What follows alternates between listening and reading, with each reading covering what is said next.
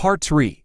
Enjoy. We had a daughter. She was normal. Suddenly we saw what our lives should have been like the whole time. How things would have been had our son not been himself. She laughed at things. She breastfed without biting. She didn't have teeth yet anyway, but you could tell she was just trying to eat, not tear her mom's breast off. After for months she was sleeping through the night. She was happy. She was normal.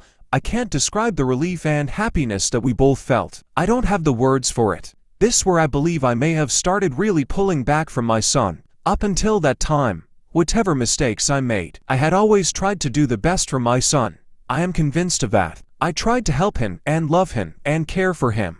I really tried. But when my daughter was born, my wife and I both instinctively just turned toward her.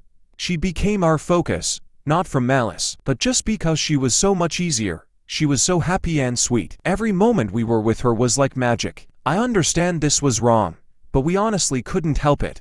I don't have a better explanation than that. My son hadn't given a shit about my wife being pregnant. I honestly don't know if he really understood it. But when we brought our daughter home, he started acting out even more.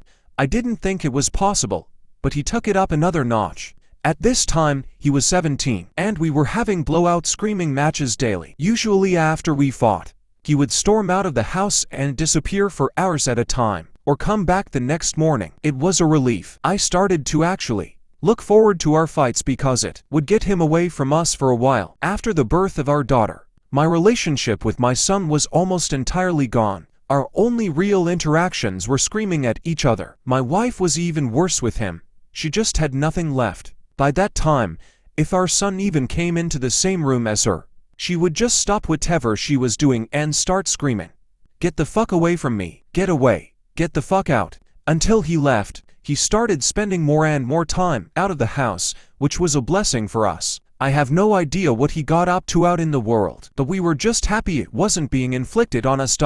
As a consequence of our son's behavior, we had invested heavily in locks around our house. All of the cheap, thin interior doors in our home had been replaced with thick, dense wood doors that couldn't be kicked through, equipped with keyed locks that my wife and I carried keys to. I know it sounds extreme, but locks and heavy doors were the best way we had found to create safe spaces from him. And again, before I am inundated with messages, I was not locking my son in rooms like a prisoner. He had free reign of the house and could come and go as he pleased. My wife and I would lock ourselves in rooms to protect ourselves from him. If anything, we were the prisoners in our own home. Part for tomorrow. Come back.